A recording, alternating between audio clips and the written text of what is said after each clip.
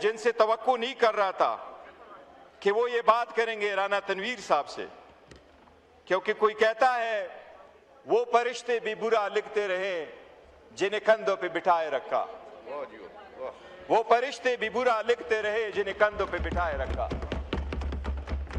हमारी तवक्को थी कि राना तनवीर साहब का अप्रोच बिल्कुल डिफरेंट होगा। उन्होंने अपनी तकरीर में तो रिमोर्स शो नहीं किया, लेकिन हमारे तरफ आए और हमारे शेर मुल्तान से उन्होंने माजरत की है और आतिफ खान साहब से की है। हम उसको एक्सेप्ट करते हैं जनाब स्पीकर, गुडविल जेस्चर हम पेश करते हैं, हम रिस्पेक्ट करते हैं। लेकिन एक बात बरमला में जरूर कहूंगा, शेखपुरा खान साहब का इमरान खान का है। इमरान खान शेखपुरा में किसी का मुकाबला नहीं करेंगे। हमारा विलेज कौंसल आप सब के लिए काफी है, कोई भी जगह प्लेस करो। हमारा विलेज कौंसल मुकाबले में आ गया, अगर आप जीत गए हम चले जाएंगे। जनाब स्पीकर, दो तीन चीजें ऐसी है कि जिस तरह MOU साइन होने जा रहे जुमे वाले दिन अमेरिका और ईरान के दौरान, और अल्हम्दुलिल्लाह पाकिस्तान ने अच्छा रोल प्ले किया है, हम उस रोल को सराहते हैं कि पाकिस्तान को एक मौका मिला मिडल ईस्ट के पीस लाने में अपना रोल अदा करे और शायद ये आगे स्टेप बन करके आज़ाद फलस्तीन की एक बुनियाद भी बन जाए। लेकिन जनाब स्पीकर, गर्व की मैं अपनी लड़ाई हो तो कभी आप इंटरनेशनल लेवल पे अपना रोल अदा नहीं कर सके। ये वक्त है कि हम MOU ना साइन करें सिर्फ बाकी दुनिया के साथ, बल्कि आपस में इन मुल्क के लिए, जमहूरियत के लिए, अपने हकूक के लिए हम एक मेमोरेंडम ऑफ कमिटमेंट साइन करें। जनाब स्पीकर, इस वक्त बात हो रही है बजट पे, मैं ये कहूंगा ये वक्त है कि हम वो मेमोरेंडम ऑफ कमिटमेंट साइन करें कि ये हमारे वो डेडलाइंस होंगे सवाम और अवाम के नुमाइंदों के दरमियान। ऑर्डर इन द हाउस, जो मेंबरान इधर खड़े हुए हैं वो काइंडली लॉबीज में चले जाएं। ये इधर, ये ऑनरेबल मेंबरान से गुजारिश है लॉबीज में चले जाएं, ये इधर मुनासिब नहीं है। जी जनाब स्पीकर, तीन चीजों का मैं जिक्र करता हूं। ये मेमोरेंडम ऑफ कमिटमेंट जनाब स्पीकर इस वक्त की जरूरत है, हमें मेमोरेंडम ऑफ कमिटमेंट साइन करना होगा अगर हमने ये ईवान मजबूत करना है, जमहूरियत को दमाम बख्शना है, अदलिया को आजाद करना है और अवाम को बुनियादी हकूक देना है। जनाब स्पीकर, इस वक्त अवाम हमसे ये शिकवा नहीं कर रही कि उसमें गुर्बत बहुत है, लेकिन जनाब स्पीकर इस बात पे जरूर वो शिकवा कर रही है कि इसमें अमीर और गरीब में तफावत बहुत बढ़ गया है। वो अवाम इस बात पे शिकवा कर रही है। जनाब स्पीकर, मैं जो बजट पेश हुआ है, हम सारे अपोजिशन वाले यूनानिमसली उस बजट बिल को हम रिजेक्ट करते हैं और हम उसके बारे में मैं ज्यादा डिटेल में नहीं जाऊंगा। जनाब स्पीकर, हमारे जितने भी साथी है उन्होंने 1 बाय 1 उसके अदाद शुमार दिए हैं। इसमें कितनी महंगाई है, कितने कर्जे लिए, कितने वापस हुए हैं, कितने पॉलिसी है, सब कुछ भी जिक्र हुआ है। लेकिन मैं ये कहूंगा जनाब स्पीकर, जिस तरीके से आज आपने 3 मरतबा कहा है ऑर्डर इन द हाउस, जनाब स्पीकर, आईन के 2 आर्टिकल, सिर्फ 2 आर्टिकल इमरजेंसी के बारे में है, 2 आर्टिकल आईन में तरमीम के बारे में है।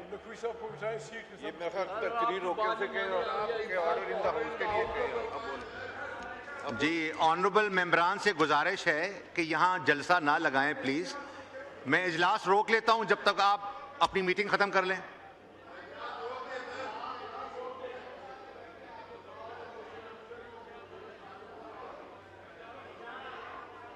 जी, तशरीफ रखें, यहाँ लॉबीज में चले जाएं प्लीज। ये सेंटर वाले इसको भी बोलेंगे जो जी, चीफ विप साहब अब काइंडली लॉबीज में चले जाएं या तशरीफ रखें। तारिक फजल चौधरी साहब, मेहरबानी करें, ये इस तरह ना करें, ऑनरेबल मेंबर बोल रहे हैं।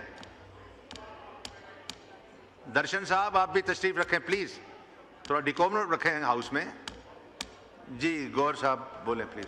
थैंक यू जनाब स्पीकर। जनाब स्पीकर, मैं ये बात जरूर अर्ज करूंगा कि आईन में सबसे बड़ी जिम्मेदारी इस ईवान पे, इस नुमाइंदगान पे डाली है आईन ने। आईन के 2 आर्टिकल कहते हैं कि अगर आईन में तरमीम करनी हो तो क्या तरीका अडॉप्ट करना है, और आईन के 6 आर्टिकल कहते हैं बाकी चीजों के बारे में। लेकिन जनाब स्पीकर, आईन के 11 आर्टिकल है सिर्फ इसके बारे में कि बजट कैसे पास होगा। 11 आर्टिकल्स आईन के। ये इतनी बड़ी जिम्मेदारी है क्योंकि आपके पास जो पैसा होता है वो कौम की अमानत है, और उस पैसों को कैसे हम इस्तेमाल करें इसके लिए सबकी विजडम की ज़रूरत होती है। जनाब स्पीकर, हमें ये अडॉप्ट करना होगा फॉरएवर कि हमारा इस्तेमाल ऐसा हो जिसमें हम एक गरीब आदमी की लाइफ में चेंज लेके आए। इस बजट को हम यूनानिमसली अपोजिशन की तरफ से रिजेक्ट करते हैं क्योंकि इसमें गरीब के लिए कुछ भी नहीं है। इस बजट को इसलिए रिजेक्ट करते हैं, इसके मैं आदाद शुमार पे नहीं जाता। हमारे मेंबरान साहिबान ने, मैं उनको हराज तहसीन पेश करता हूं, उन्होंने बेहतरीन तरीके से उसके आदाद शुमार रखे हैं। महंगाई कितनी है, बजट कितना है, उसके कितने कर्जे लिए गए हैं। लेकिन मैं जरूर कहूंगा जनाब स्पीकर कि 1 जुलाई को जब आम पाकिस्तानी जाएगा मार्केट में, उसको आटा महंगा मिलेगा, उसको एलपीजी का सिलेंडर महंगा मिलेगा, उसको इलाज दवाई के लिए जो दवाई लेगा वो महंगा मिलेगा। जनाब स्पीकर, उसको हर चीज जब महंगी मिलेगी तो ये बजट आवाम और गरीब का बजट कैसे कहलाए?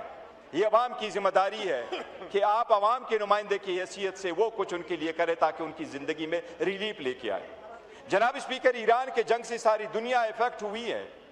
जंग को तो हम कंट्रोल नहीं कर सकते, लेकिन उसको कैसे रिस्पॉन्ड करे ये तो हम कंट्रोल कर सकते।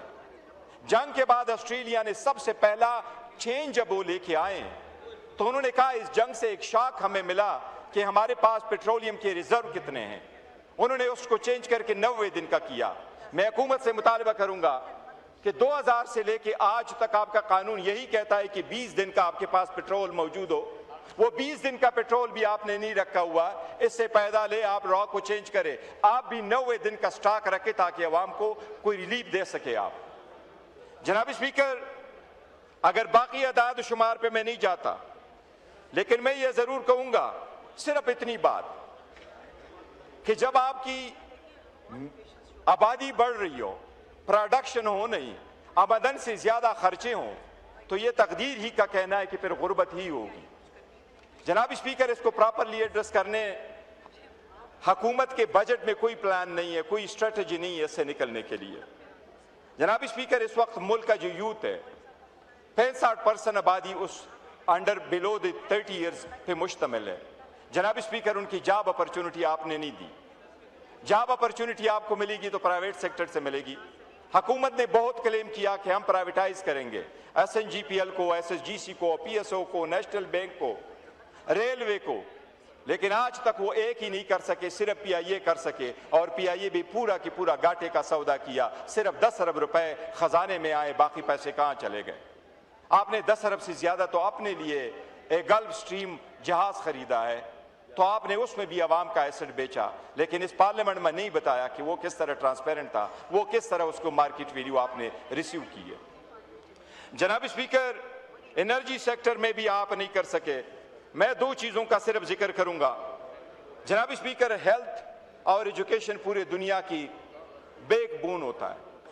आप इस वक्त 1% से कम और 1% के करीब आप GDP का वो लगा रहे हैं। जनाब स्पीकर, पूरी दुनिया 6% लगा रही है, तो आप में तरक्की कैसे आएगी? जनाब स्पीकर, बेनजीर इनकम सपोर्ट का तस्करा हुआ है। इस साल आपने बजट में रखा 838 बिलियन रखे। जनाब स्पीकर, बेनजीर इनकम सपोर्ट पे 100 पार आपने 5300 अरब रुपए लगाए। ये जब आप एलोकेशन करोगे, गुज़श्ता सालों में 5300 अरब रुपए लगाए आपने, लेकिन गुर्बत की शरह मजीद नीचे होती जा रही है। आज का रिपोर्ट यही है कि 80% से बिलो पॉवर्टी लाइन जिंदगी गुजार रहे हैं। जनाब स्पीकर, अगर आप उसकी थ्रू चेंज नहीं लेके आ सके तो आपको रिफॉर्म की अशद जरूरत है। मैं बजट पे जनाब स्पीकर जो बिल पेश हुआ है उसके 3 चीजें आईनी कानूनी है, मैं उसकी तरफ तवज्जो मबजूल कराऊंगा। जनाब स्पीकर, आप कस्टम एक्ट में कुछ चीजें लेके आ रहे हैं, मैं उनसे अपील रिक्वेस्ट करूंगा, हम उसमें तरमीम के लिए दरखास्त भी देंगे, लेकिन ये हुकूमत का फर्ज है कि अगर गैर आईनी प्रोविजन ये डाल रहे हैं तो इनके लॉ मिनिस्ट्री और इनकी मुतालिका मिनिस्ट्री इसको नोट करके उनको ख़त्म कर दे। जनाब स्पीकर, सबसे पहले मैं करूंगा, कस्टम लॉ में ये लेके आ रहे हैं, एक सेक्शन लेके आ रहे हैं और फ्रीजिंग पावर देने की ड्यूरिंग ट्रायल आपका पूरा एसेट फ्रीज होगा। सेक्शन 185A ये इंट्रोड्यूस कर रहे हैं फॉर द फर्स्ट टाइम। जनाब स्पीकर, ड्यूरिंग ट्रायल किसी का पूरा एसेट फ्रीज करना, आपके बिजनेसेस को लिक्विडिटी का बहुत बड़ा प्रॉब्लम आ जाएगा, इससे लोग ब्लैकमेल होंगे।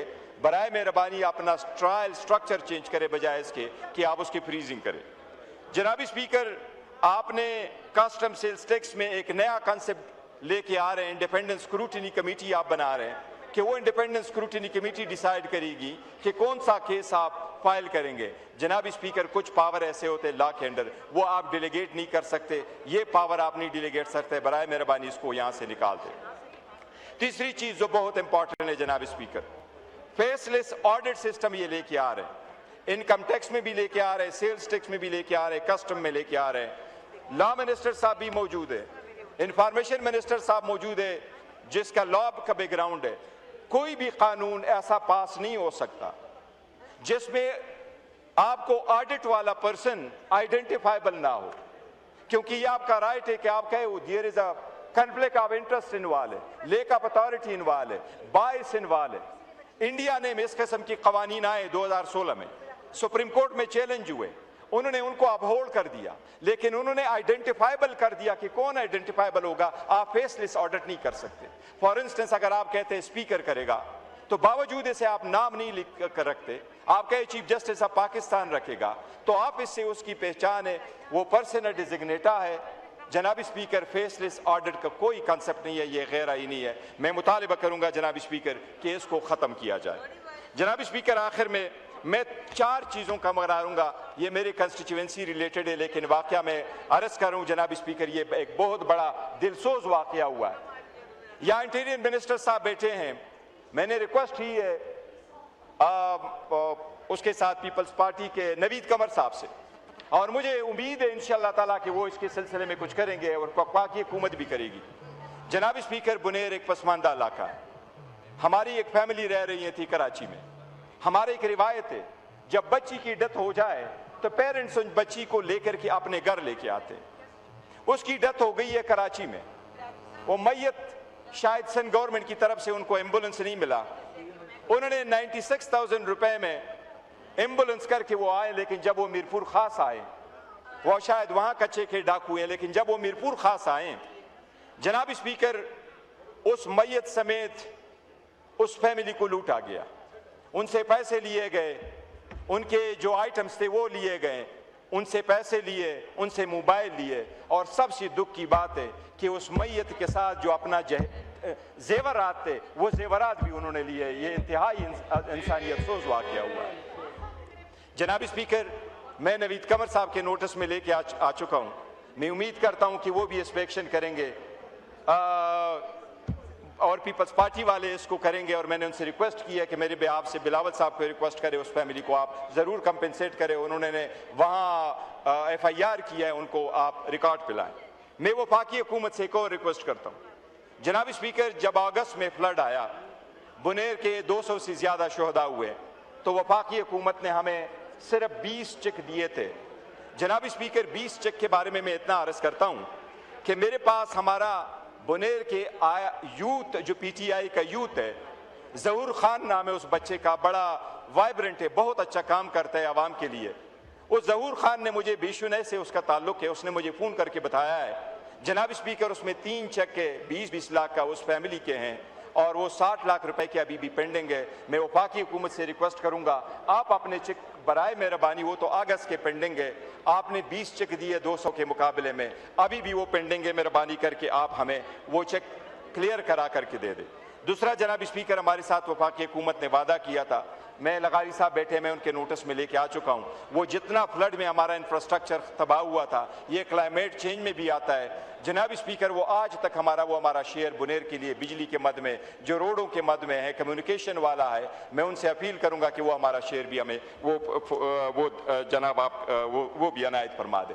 दूसरी जनाब स्पीकर, मैं रिमाइंड कराता हूँ, मेरे साथ वादा तो किया है एहसन इकबाल साहब ने कि 1 निक में हमारी बुनेर एक्सप्रेसवे पेंडिंग है, उसके लिए वो कह रहा था कि मैं एक्सपेडाइट करूंगा, पर मैं उनसे रिक्वेस्ट करूंगा कि नेक्स्ट प्रोजेक्ट में हमारा जरूर डालें।